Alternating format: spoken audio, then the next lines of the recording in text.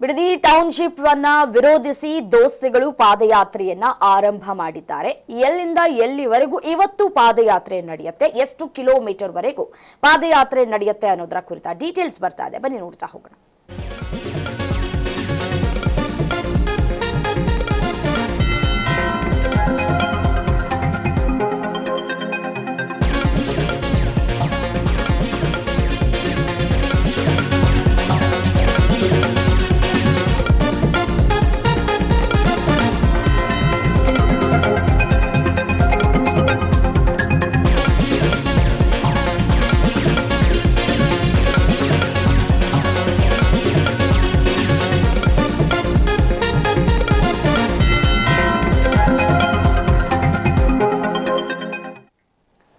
Bidadi township ವಿರೋಧಿಸಿ ದೋಸ್ತಿಗಳು ಪಾದಯಾತ್ರೆಯನ್ನು ನಡೆಸ್ತಾ ಇದ್ದಾರೆ. ಬಿಜೆಪಿ ಜೆಡಿಎಸ್ನಿಂದ ಪಾದಯಾತ್ರೆಗೆ ಭರ್ಜರಿ ಸಿದ್ಧತೆಗಳು ಕೂಡ ಆಗಿದೆ.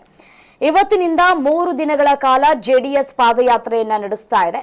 ನಿಖಿಲ್ ಕುಮಾರಸ್ವಾಮಿ ನೇತೃತ್ವದಲ್ಲಿ ಪಾದಯಾತ್ರೆ ಆರಂಭ ಆಗಿದೆ.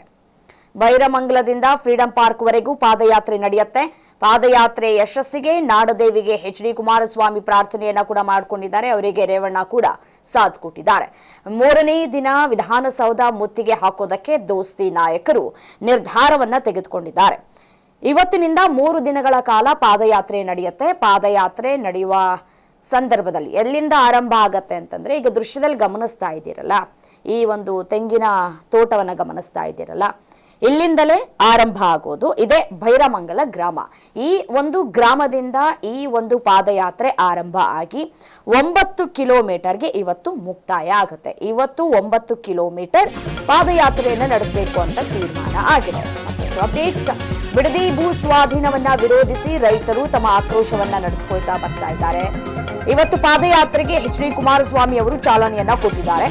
ಆರ್ ಅಶೋಕ್, ಛಲವಾದಿ ನಾರಾಯಣಸ್ವಾಮಿ, ಅಶ್ವಥ್ ನಾರಾಯಣ್ ಕೂಡ ಭಾಗಿಯಾಗಿದ್ದಾರೆ. ಮೊದಲು ನಾವು ಅಧಿಕೃತವಾಗಿ ಈ ಒಂದು ಅಖಾಡಕ್ಕಿಳಿಯೋದಿಲ್ಲ, ಅಂದ್ರೆ ಪಾದಯಾತ್ರೆಯಲ್ಲಿ ನಾವು ಭಾಗಿಯಾಗುವುದಿಲ್ಲ ಅಂತ ಹೇಳಿ ಬಿಜೆಪಿ ಹೇಳಿತ್ತು. ಬಟ್ ಆದ್ರೆ ಕೊನೆಯ ಹಂತದಲ್ಲಿ ಬದಲಾವಣೆ ಆದಂತೆ ಕಾಣಸಿಗ್ತಾ ಇದೆ. ಇವತ್ತಿನಿಂದ 3 ದಿನಗಳ ಕಾಲ ಜೆಡಿಎಸ್ ಪಾದಯಾತ್ರೆಯನ್ನ ನಡೆಸುತ್ತೆ. ಸದನದ ಒಳಗೂ ಹೊರಗೂ ಹೋರಾಟಕ್ಕೆ ಜೆಡಿಎಸ್ ಬಿಜೆಪಿ ನಿರ್ಧಾರವನ್ನ ತೆಗೆದುಕೊಂಡಿದೆ. ನೋಡಿ, ಬೈರಮಂಗಲ ಗ್ರಾಮದಿಂದ ಆರಂಭ ಆಗುವಂತಹ ಈ ಒಂದು ಪಾದಯಾತ್ರೆ ಮೊದಲ ದಿನ 9 ಕಿಲೋಮೀಟರ್ ನಡೀಲಿಕ್ಕಿದೆ.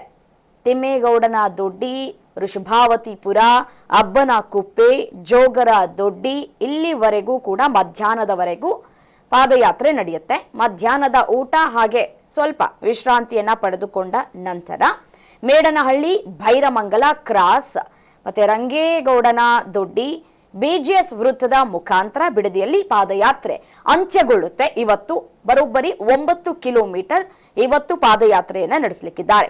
ಆ ಬಳಿಕ ಹೋರಾಟಗಾರರು ಬಿಡದಿಯ ಈ ಮಂಜುನಾಥ ಕಲ್ಯಾಣ ಮಂಟಪದಲ್ಲಿ ವಾಸ್ತವ್ಯವನ್ನ ಇವತ್ತು ಹೂಡ್ಲಿಕ್ಕಿದ್ದಾರೆ. ಜೆಡಿಎಸ್ನ ಹಾಲಿ ಮಾಜಿ ಶಾಸಕರು, ಎಂಎಲ್ಸಿಗಳು ಸೇರಿ ಸಾವಿರಾರು ಕಾರ್ಯಕರ್ತರು ಮತ್ತೆ ರೈತರು ಪಾದಯಾತ್ರೆಯಲ್ಲಿ ಹೆಜ್ಜೆಯನ್ನ ಹಾಕ್ಲಿಕ್ಕಿದ್ದಾರೆ. ಸುಮಾರು 15,000 ಕಾರ್ಯಕರ್ತರು ಭಾಗಿಯಾಗ್ತಾರೆ ಅನ್ನುವಂತಹ ನಿರೀಕ್ಷೆಗಳನ್ನ ಜೆಡಿಎಸ್ ಇಟ್ಕೊಂಡಿದೆ. ಬಿಜೆಪಿ ವಿಪಕ್ಷ ನಾಯಕ ಅಶೋಕ್, ಛಲವಾದಿ ನಾರಾಯಣಸ್ವಾಮಿ ಸೇರಿ ಬಿಜೆಪಿಯ ನಾಯಕರು ಕೂಡ ಭಾಗಿಯಾಗ್ಲಿಕ್ಕಿದ್ದಾರೆ.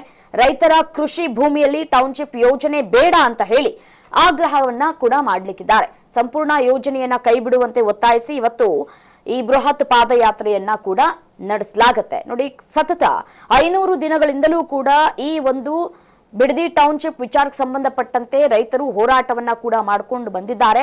ಆ ದಿನದಿಂದಲೂ ಕೂಡ ಜೆಡಿಎಸ್ ಸಾಥನ್ನ ಕೊಟ್ಕೊಳ್ತಾ ಬಂದಿದೆ.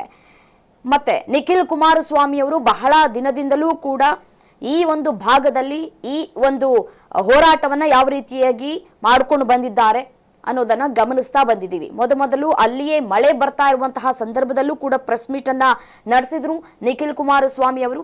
ಇದೀಗ ಅವರ ನೇತೃತ್ವದಲ್ಲಿಯೇ ಈ ಒಂದು ಪಾದಯಾತ್ರೆ ನಡೆಯುತ್ತೆ 3 ದಿನಗಳ ಕಾಲ. ಇವತ್ತು 9 ಕಿಲೋಮೀಟರ್ ಪಾದಯಾತ್ರೆ ನಡೆಯುತ್ತೆ. 15,000ಕ್ಕೂ ಹೆಚ್ಚು ಕಾರ್ಯಕರ್ತರು ಭಾಗಿಯಾಗುವಂತಹ ಸಾಧ್ಯತೆಗಳು ಕೂಡ ಇದೆ.